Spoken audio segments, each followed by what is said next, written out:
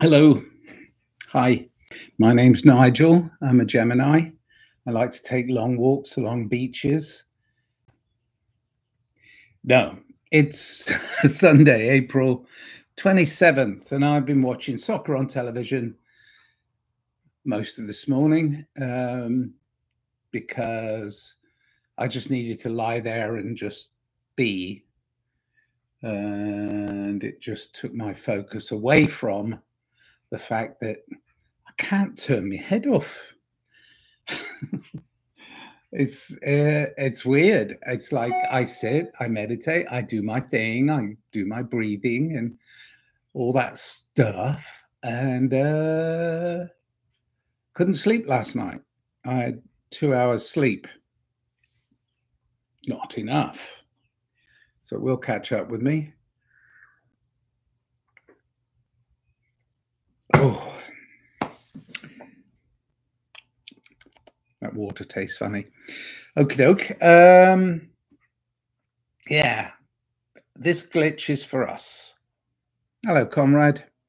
Good evening to you, sir. You're there in good old Poland still.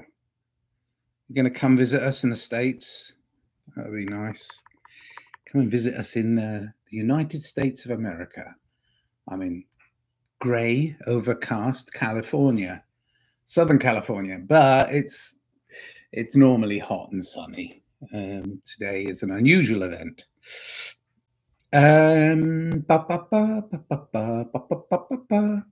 So how's it going for you?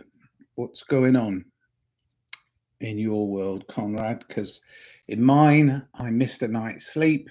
My brain is twitching and I have my spider senses, those sort of like unexplained sensories are all going. No idea why, but it's glitching. My normal state of being is interrupted. This evening's show has been interrupted by a glitch. I don't know. Seems like something is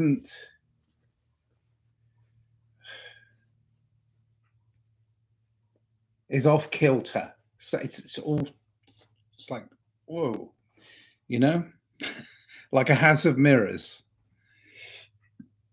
And I think this is for us. I think it's for us to recognize something. And I don't know whether it's to recognize that there are things outside of our control, which I'm very aware of. And there are things within our control. And I don't know, maybe it's a foreboding. Maybe it's just a forewarning that things are going to shift, which I kind of want them to shift, really. Not in a dark and nasty way, but in a kind of like more kind and loving way. That's all. So what do you do on a Sunday, Conrad? Do you actually go to work every day? I know you work as a engineer and you're doing your thing, creating code and stuff.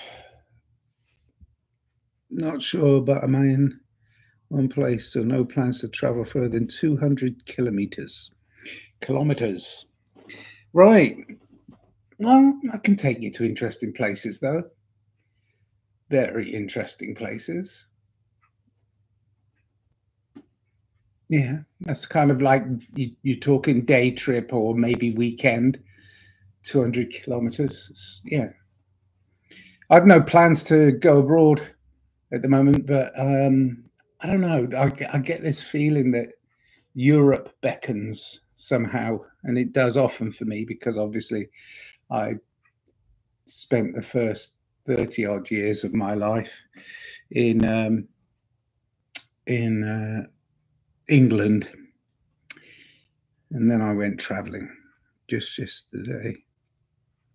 I've been to see my private land and place where had plans. Are you a prepper? Are you prepping for a place to be when you're done with your engineering and all that stuff. A piece of land where you can go and just be yourself and do your own thing. That's nice. I have a piece of mechanical engineering on a piece of land that I pay rent on. My RV, which is where I normally live, but I've been living here, a house that I bought with my now estranged wife, who I'm looking after, but she's getting much better, so I'm going to be going back to my RV fairly soon, I think, which is good. It's good for me, and it'll be good for her. No, but I had planned to build wooden house. Yeah, I mean, why not? I mean, it can be done. I mean, gosh, people are still homesteading here. I mean, as much as it's kind of like you've got all these rules and regulations now about it, but, you know, they're still homesteading, buying pieces of land, putting something on the land. I have a friend who owns I can't remember whether it's an acre and a half. Can't remember. I think it's an acre and a half in Arizona. He bought a piece of land. There's nothing on it at the moment, and he's possibly looking at putting a mobile home, you know, a caravan of sorts, but like a proper one. You know, a pre-built, prefabricated home on that site, or maybe getting a fifth wheel kind of travel trailer that he can tow. I don't know. And to live, it's rather in nature. Yes, well, I mean, I must admit, I get used to the conveniences of the city life sometimes, and it does make me soft and makes me aware of being sometimes a little too soft. So I go out on trips and, you know, push myself a little bit further. It can be the relative convenience of everything in the Western world, especially here in the United States. The relative convenience of everything is kind of like being shaken up at the moment. And because I'm used to being on the lower end of the totem, when I see the other people, the middle and upper people going, oh my God, what are we going to do? I'm like, oh, okay. I feel it as a glitch, you know, so I don't know.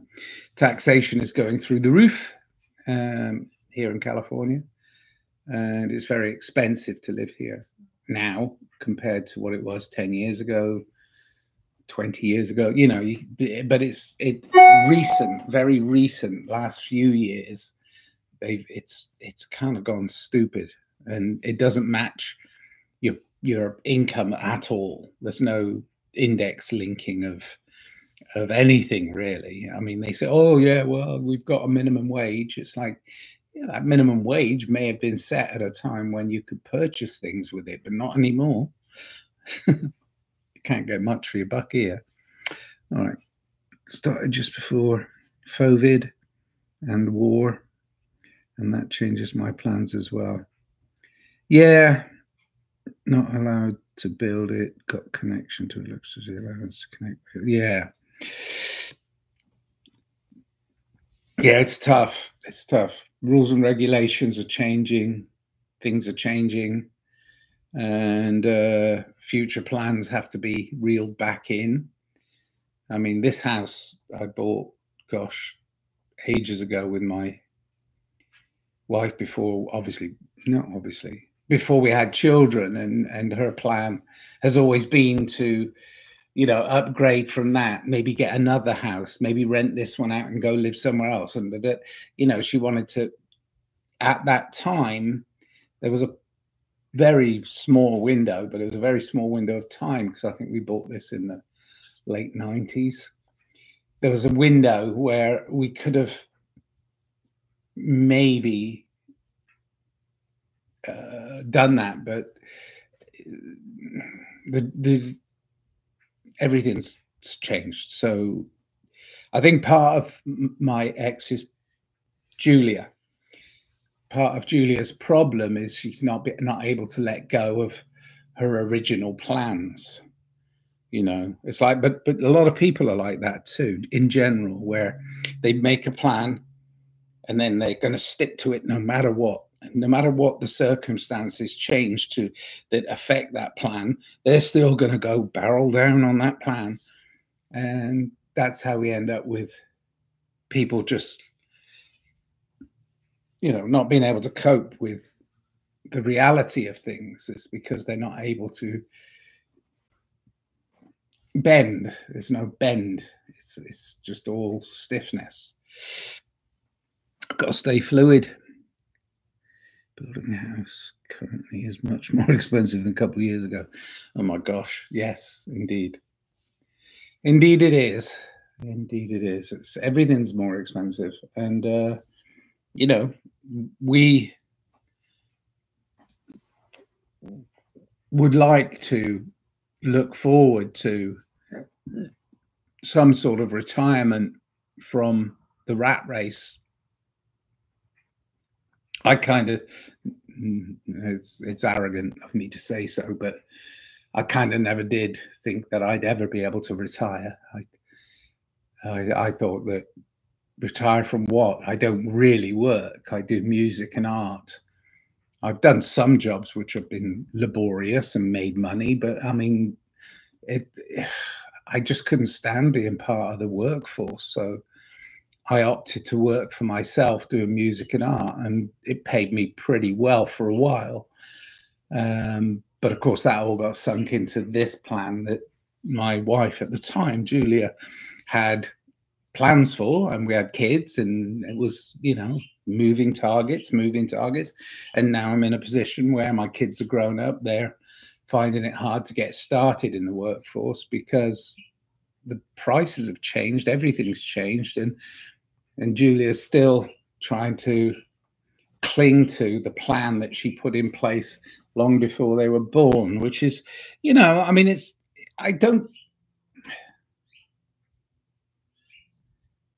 good to have dreams. I like to have dreams, you know, I dream of a better world. But to attain it, I have to be very, very flexible, even to the point of like just put that dream away for a bit and then focus on how to get there. Seems to be a better way. Yeah, I haven't got much to say today. I'm like I said, I was so tired.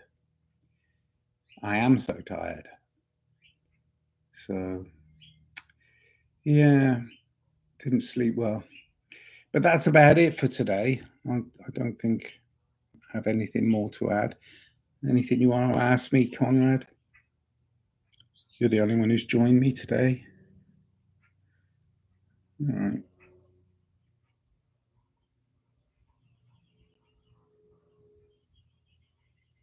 I will do what I can to keep the land and maybe build something finally. Yeah. I mean, it's a tough call. I don't know. I mean, the mortgage here has been reduced because I paid a lot and Julia's been paying into it and all that stuff. But it's the taxation. It's like property tax here is through the roof. I mean, it's ridiculous. And then, you know, all the other things, maintenance, and I don't know. I'm not sure that ownership is where I'm at.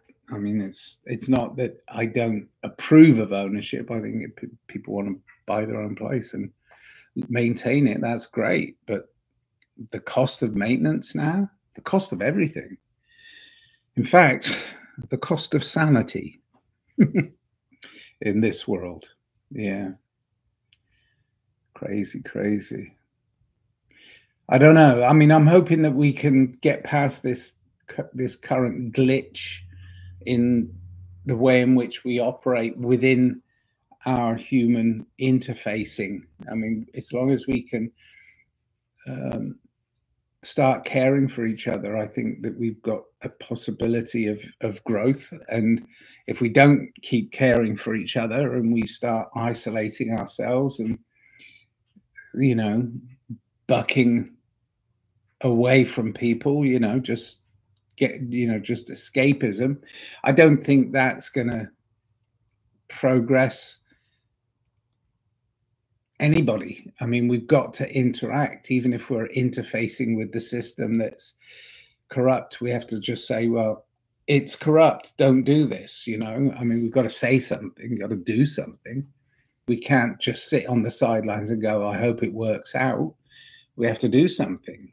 And you know, so, you know, I make music and art, but at the same time, I actually do interact with quite a lot of other people and try and let them know that I think we need to work together as small communities and build from that, and family, and spread love and peace, and,